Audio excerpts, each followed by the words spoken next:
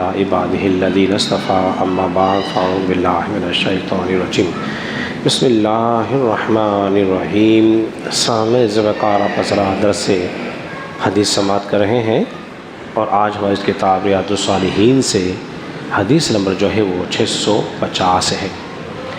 جو روایت آپ کے سامنے بیان کرنے لگا ہوں امام مسلم اس کو کتاب اللباس کے اندر لے کر آئے ہیں۔ ام المومنین حضرت عائشہ صدیقہ رضی اللہ تعالیٰ عنہا فرماتی ہیں کہ رسول اللہ صلی اللہ علیہ وسلم ہمارے پاس ایک سفر سے تشریف لائے تو ہمارے دروازے پر ایک باریک سا کپڑا پردہ لٹکا ہوا تھا جن پر کچھ تصاویر جو ہیں وہ بنی ہوئی تھی، یعنی کپڑے کے اوپر کچھ تصویریں بنی ہوئی تھی۔ رسول اللہ صلی اللہ علیہ وسلم اسے دیکھا تو فرمایا اسے اتار دو، اور آپ کا چہرے کا رنگ متغیر ہو گیا۔ آپ نے فرمایا قیام کے دن لوگوں میں سب سے سخت ترین عذاب جو ہوگا اس کو ہوگا جو اللہ تعالیٰ کی مخلوق جیسی چیزیں بناتے ہیں۔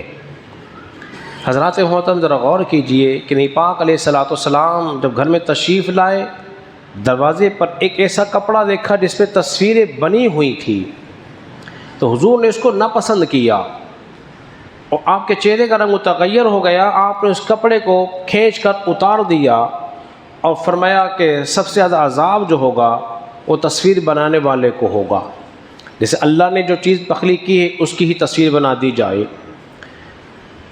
تو اب ہمیں چاہیے کہ اپنے گھروں میں تصاویر کو نہ لگائیں، ایک بات تو یہ۔ دوسرا یہ حدیث میں آتا ہے کہ نبی پاک علیہ الصلوۃ والسلام، یہ روایت مسلم کے اندر موجود ہے، جبریل نے ایک دن حضور سے وعدہ کیا میں فلاں دن آؤں گا ملاقات کے لیے، اور حضور انتظار کرتے رہے اور جبریل نہ آئے۔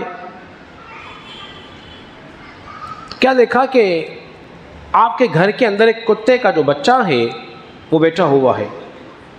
حضور نے پوچھا یہ کہاں سے آیا اور کب آیا؟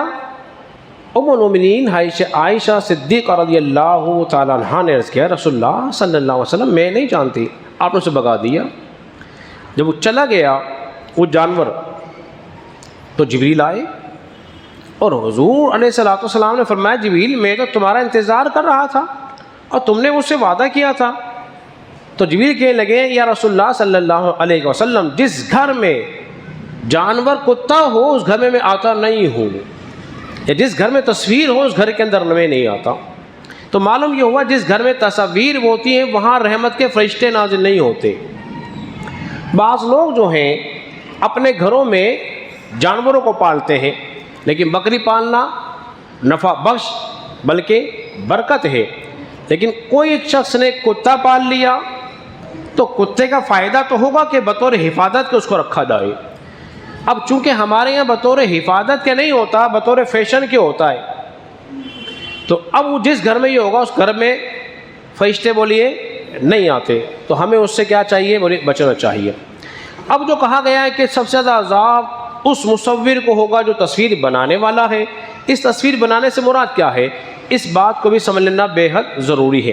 اس سے مصور مراد ہیں جو پتھر پہ تراش کر کو تصویر بنائی جائے، جن کی عبادات ہوتی تھی زمانے رسالت میں، ان کی عبادت ہوتی تھی۔